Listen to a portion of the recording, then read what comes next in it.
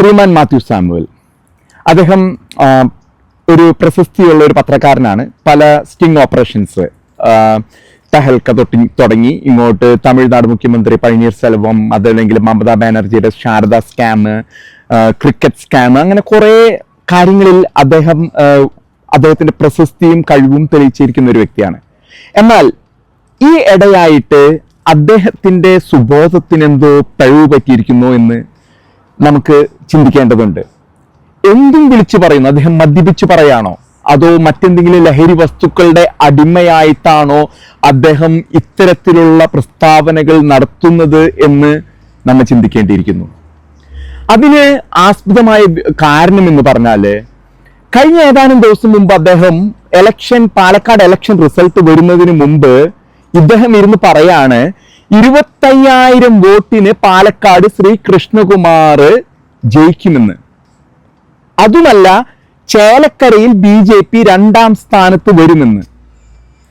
അതിനും നിന്നില്ല അദ്ദേഹത്തിന്റെ ഈ ലഹരി വിക്രയങ്ങള്.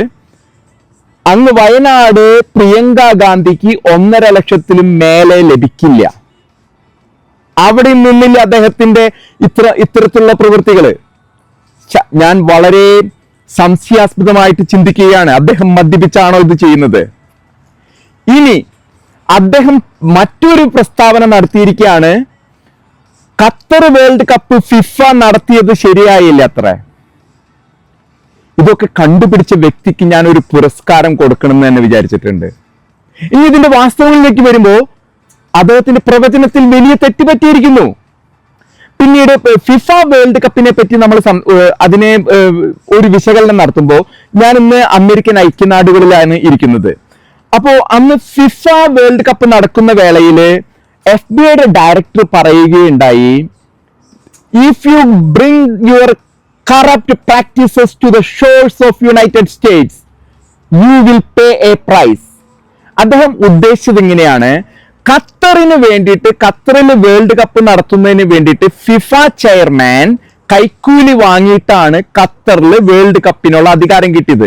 അതല്ലെങ്കിൽ ജനാധിപത്യമില്ലാത്ത ഏതെങ്കിലും ഒരു കാട്ടർ നാട്ടിൽ കൊണ്ടുവന്ന് ഇങ്ങനെയുള്ള ഒരു വേൾഡ് കപ്പ് നടത്താനായിട്ട് അതിനൊക്കെ ഉള്ളൊരു ക്വാളിഫിക്കേഷൻ റൗണ്ട് ഉണ്ട്. ജനാധിപത്യമായിരിക്കണം, ജനങ്ങളുടെ സമൂഹം. ഒരു മരുഭൂമിയിൽ കാട്ടർബി നാട്ടിൽ കൊണ്ട് ഖത്തർ വേൾഡ് കപ്പ് എങ്ങനെ വന്നു എന്നൊരു സംശയാസ്പദമാണ്. അപ്പൊ അത് വ്യക്തമായിട്ട് FBI ഡയറക്ടറും മറ്റാൾക്കാരും മറ്റും പല രാജ്യങ്ങളും അന്നാളിൽ പറഞ്ഞിരുന്നു. വ്യക്തമായിട്ടും ഫിഫ കൈക്കൂലി കൊടുത്തിരിക്കുന്നത് അമേരിക്കയ്ക്കുള്ളിൽ ഏതോ ഹോട്ടലിൽ ഇരുന്ന് കൊടുത്തതാണ്. ആ കൈക്കൂലി കൊടുത്തതിനെ പറ്റി FBI ഡയറക്ടർ ശക്തമായി പറഞ്ഞിരിക്കുകയാണ്, അത് ഇനി നിങ്ങൾ ഞങ്ങളുടെ മണ്ണിൽ വെച്ച് നടന്നാൽ വിലങ്ങ് വെച്ച് കൊണ്ടുപോകുമെന്നാണ് പറഞ്ഞിരുന്നത്. അപ്പൊ അത് അവിടെ നിൽക്കട്ടെ. അപ്പൊ ഇനി ഈ തരത്തിലുള്ള ഇദ്ദേഹത്തിന്റെ പ്രവൃത്തികൾ പുറത്തു കൊണ്ടുവന്ന വ്യക്തിയെ പറ്റിയാണ് ഞാൻ പറയാൻ ഉദ്ദേശിക്കുന്നത്. ശ്രീമാൻ അനിൽ മുഹമ്മദ്. സുന്ദരൻ, സുമുഖൻ, വലിയ ഹൃദയത്തിനു മനസ്സുള്ള ഒരു വ്യക്തി അനിൽ മുഹമ്മദ്. കേരളം കണ്ടു പഠിക്കേണ്ട ഒരു വ്യക്തി. ഞാൻ അദ്ദേഹത്തിനെ പറ്റി നേരത്തെ ഒരു വീഡിയോ ചെയ്തിരുന്നു. അദ്ദേഹത്തിന്റെ സ്നേഹം, വിശാലത, വിശാല ഹൃദയം എല്ലാം നമ്മൾ കണ്ടു പഠിക്കണം. എന്തൊരു സൗമ്യമായ ചിരി, സൗമ്യനായ മനുഷ്യൻ. പക്ഷെ ഞാൻ നേരത്തെ ചെയ്ത വീഡിയോയിൽ കുറച്ച് കാര്യങ്ങൾ പ്രതിപാദിച്ചിരുന്നു.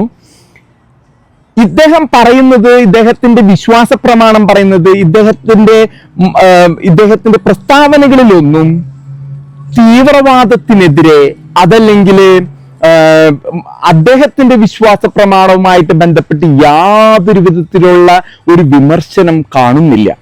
അതിപ്പോ ഒസാമ ബിൻ ലാദനെ പറ്റിയാണെങ്കിലോ, അതല്ലെങ്കിൽ ഇന്ത്യയിൽ നടക്കുന്ന തീവ്രവാദത്തെ പറ്റിയാണെങ്കിലോ, അതുമല്ലെങ്കിൽ മറ്റു ഇടങ്ങളിൽ നടക്കുന്ന ഇസ്ലാമിക തീവ്രവാദത്തെ പറ്റി ഒന്നും തന്നെ പ്രതിപാദിക്കുന്നത് അനിൽ മുഹമ്മദിൽ നിന്നും കാണുന്നില്ല.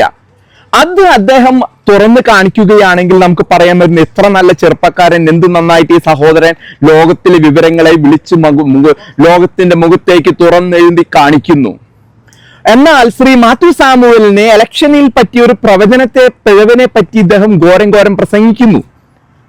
ഇലക്ഷനിൽ പറ്റി ഘോരം പിഴവാണോ, മനുഷ്യനെ കുരുതി കൊടുക്കുന്നതാണോ വലുത് എന്ന് അനിൽ മുഹമ്മദ് തിരിച്ചറിയേണ്ടതുണ്ട്.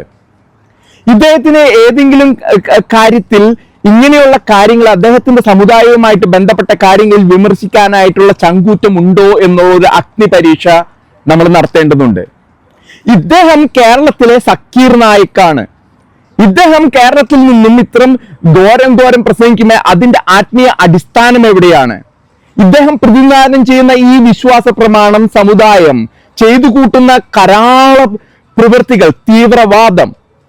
ഞാനൊരു ഉദാഹരണം പറയട്ടെ. ശ്രീമാൻ മോഡി 2014 അധികാരത്തിൽ വരുന്നതിന് മുമ്പേ എല്ലാ ആഴ്ചയും നമ്മുടെ ഇന്ത്യ മഹാരാജ്യത്ത് ബാംഗ്ലൂരോ ബോംബെയിലോ ഡൽഹിയിലോ എവിടെയെങ്കിലും ഒരു ബോംബ് പൊട്ടും, ഒരു 65 ആൾ വെച്ച് മരിച്ചിരുന്നു. എന്നാൽ ഇന്ന് ആ സംഭവമില്ല. ഇത്തരം ഭീരുക്കളാണോ നിങ്ങളുടെ ഈ വിശ്വാസ പ്രമാണത്തിലുള്ളവര്? ഭയം ഓടിയിരിക്കുകയാണ് കള്ളസുഡാപ്പികളൊക്കെ. ഇന്ന് സംഭവിച്ചിരിക്കുന്ന ഈ ഒരു പ്രവൃത്തി താങ്കൾ എന്തുകൊണ്ടാണെന്ന് പറയട്ടെ. ഇന്ന് ഭയം കൊണ്ട് കള്ളസുഡാപ്പികൾക്ക് ഇതൊന്നും ചെയ്യാൻ പറ്റുന്നില്ല. കാരണം ആണൊരുത്തൻ അങ്ങ് ഡൽഹിയിൽ ഇരിക്കുന്നുണ്ട്. അദ്ദേഹം ഗുജറാത്തിൽ കാണിച്ചിരുന്നു. ആ ഗുജറാത്തിനെ മലപ്പുറത്തും കോഴിക്കോടും വിളിച്ചു വരുത്തുന്ന പ്രവൃത്തിയാണ് മിസ്റ്റർ അനിൽ മുഹമ്മദ് നിങ്ങൾ ചെയ്തുകൊണ്ടിരിക്കുന്നത്. പാവം മുസ്ലിം യുവാക്കളെ കുരുതി കൊടുക്കുന്ന പ്രവൃത്തി. ഒരു തെരഞ്ഞെടുപ്പിൽ അതിന്റെ പ്രവചനം തെറ്റുപറ്റിയാൽ ആരും ചാവുന്നില്ല, ആരും മരിക്കുന്നില്ല. എന്നാൽ സൗമ്യമായി സംസാരിച്ച് മദ്രസ പൊട്ടന്മാരെ കൊലയ്ക്ക് കൊടുക്കുന്ന താങ്കളുടെ പ്രവൃത്തി ഉണ്ടല്ലോ, നീചമാണ് മിസ്റ്റർ അനിൽ മുഹമ്മദ്, വളരെ നീചമാണ്. എന്റെ വാക്കുകൾക്ക് മൂർച്ചയുണ്ടാവും, നിന്റെ വാക്കിന് സൗമ്യതയുണ്ടാവും. പക്ഷെ എന്റെ വാക്ക് സത്യം പറയും, നിന്റെ സൗമ്യത ആളെ കൊല്ലും. മനസ്സിലായോ മിസ്റ്റർ അനിൽ മുഹമ്മദ്? നീ ഓൾറെഡി നിന്റെ കരങ്ങളിൽ രക്തം പുരണ്ടിരിക്കുന്നു. നീ സൗമ്യമായി സംസാരിച്ച് ഒരു 175 ആൾക്കാരെ അങ്ങ് തണലിനുള്ളിലേക്ക് കൊല്ലാൻ വിട്ടു, മുസ്ലിം സഹോദരങ്ങളെ. ഇന്നും മലബാറിൽ കേൾക്കുന്ന ഒച്ച കാഫിറുകളെ അറബിക്കടലിൽ മുക്കിക്കൊല്ലുമെന്നാണ്. അതിനെതിരെ എന്തെങ്കിലും നീ സംസാരിക്കോ? ഇല്ല മിസ്റ്റർ അനിൽ മുഹമ്മദ്. ഇന്ന് കേരളത്തിൽ സംഭവിച്ചിരുന്നത് എന്താ? ഒരു ആത്മീയ അന്ധത ബാധിച്ച ഒരു പറ്റം യുവാക്കൾ, മുസ്ലിം യുവാക്കൾ, എം അക്ബർ അവർക്ക് ഖുറാനും ആയത്തും ഹാദിസും പറയാന്നും പറഞ്ഞ് ഗതിയില്ലാതെ ഓടിപ്പോയി. ഇന്ന് ആ കള്ളക്കൂതറ സുഡാപ്പികളൊക്കെ സോഷ്യൽ മീഡിയയിൽ വന്ന് പച്ചത്തെറിയാണ്. ആ ഒരു ദിവസം നമ്മുടെ അജിൻസ്, മീഡിയ വണ്ണിൽ അജിൻസ് ചോദിക്കുക, അയ്യോ എന്തോരം നാസ്യാസ്യമാണ് ഈ സോഷ്യൽ മീഡിയയിൽ പറയുന്നതെന്ന്. എന്റെ അജിൻസെ, കള്ള പേരിൽ വന്ന് പറയുന്നതൊക്കെ കള്ള സുഡാപ്പികളാണ്. ജോസ് എന്നും മോമനാന്നും ഗിരിജ എന്നൊക്കെ പേരുള്ള ഐഡികൾ ഉണ്ടാക്കി ഈ കൂതറ സുഡാപ്പികള് അക്ബറിനെ പോലെയുള്ള കള്ളന്മാർ ഓടിപ്പോയി ഇരുന്ന് പറയാ തെറി, പച്ചത്തെറി. അതേ ക്വാളിറ്റി ആണോ നിങ്ങളുടെ ഈ വിശ്വാസ പ്രമാണം? അതല്ലെങ്കിൽ നിങ്ങളുടെ സമുദായത്തിന്റെ ഐഡന്റിറ്റി? മിസ്റ്റർ അനിൽ മുഹമ്മദ്, നിങ്ങൾ അവരോട്, ആ കള്ള സുഡാപ്പികളോട് പറയണം ഇത് തെറ്റാണെന്ന്. അതല്ലെങ്കിൽ തീവ്രവാദത്തിനെതിരെ സംസാരിക്കണം അനിൽ മുഹമ്മദ്. ഒരു തെരഞ്ഞെടുപ്പിൽ പ്രവചനം തെറ്റുപറ്റിയാൽ ഒന്നും സംഭവിക്കാനില്ല. വളരെ മോശമാണ് അനിൽ മുഹമ്മദ്. ആളെ കുരുതി കൊടുക്കുന്നതാണ് ഏറ്റവും മോശം. ആളെ കുരുതി കൊടുക്കുന്നതിന് അത്ര ഒരു പ്രവചനം തെറ്റിയാൽ ഇത്രയുള്ള കാര്യമുള്ള എന്റെ അനിൽ മുഹമ്മദ്. ഇത്തിരി സൗമ്യമായിട്ടിരുന്ന് ഇത് പറ, നമ്മുടെ മതം ഇത്തിരിയും കൂടി റിഫോം ആവാനുണ്ട്, മാറാനുണ്ടെന്ന് താങ്കൾ ഇരുന്ന് പറയേ. താങ്കൾ ഇടയ്ക്കിടയ്ക്ക് ഒരു ആളെ പറ്റിക്കുന്ന വീഡിയോസ് കൊണ്ടുവരും, അവിടെ മതസൗഹാർദ്ദം, ഇവിടെ മതസൗഹാർദ്ദം. എന്നിട്ട് താൻ ഈ പക്ക സുഡാപ്പി തീവ്രവാദമാണ് താങ്കൾ പ്രഘോഷിക്കുന്നത്. അതിനും ചൂട്ടുകൂട്ടി കൊടുക്കുന്ന ഒരു വ്യക്തിയാണ് താങ്കള്. ഒരു പ്രവചനം തെറ്റിയ ഇത്രയുള്ള കേസുള്ളൂ. മനുഷ്യനെ കുരുതി കൊടുക്കുന്നതാണ് ഏറ്റവും തെറ്റായ പ്രവൃത്തി ഈ ഭൂമിയില്. അത് താങ്കൾ മനസ്സിലാക്കണമെന്ന് വിനീതമായിട്ട് അഭ്യർത്ഥിക്കുന്നു.